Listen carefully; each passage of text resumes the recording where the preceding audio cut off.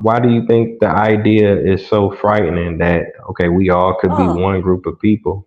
oh, because pale, stale males are scared to death that people, particularly those that we call black and they aren't black, the melanaceous and melanotic males, are going to want to get even with white folks. Once the people of color get get into the numerical majority in this country, those who are going to be in the numerical minority, which means so-called white people, are going to have to take orders from those to whom they've been giving orders for the last 300 years in this country.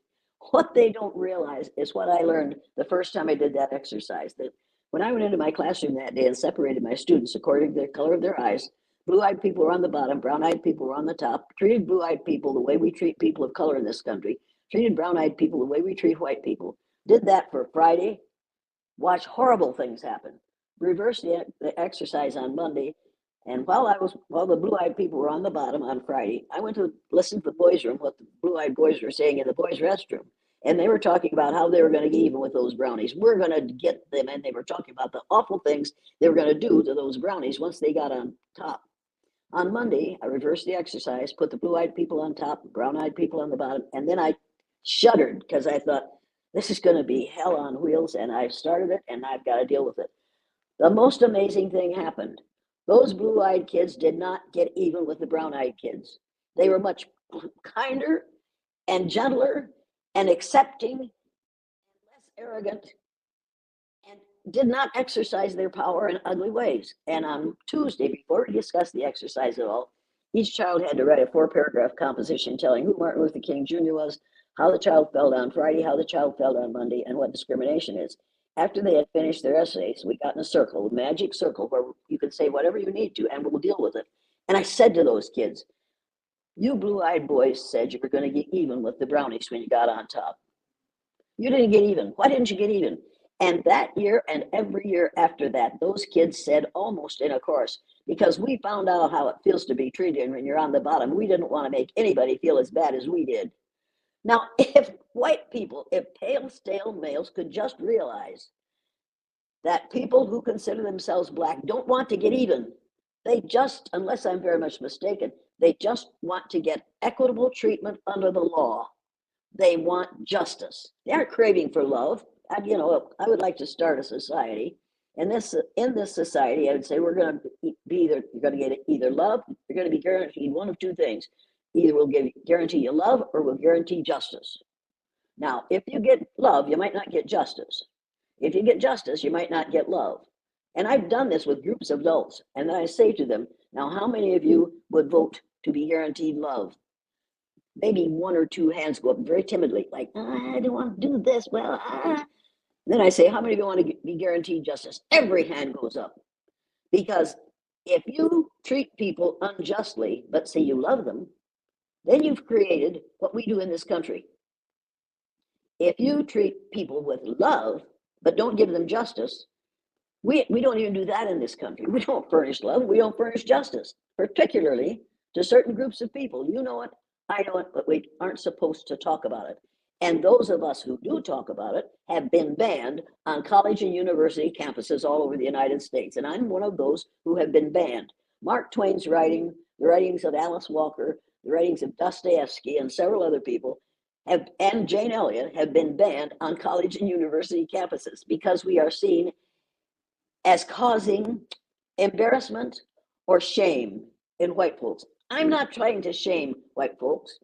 I'm trying to educate people in such a way that they will behave in the present in a way that will make the future better for all of us, instead of behaving as we behaved in the past, which caused the problems we're having in this country today. Practically every problem that you have in this country, you can trace back to a racist idea or racist behaviors.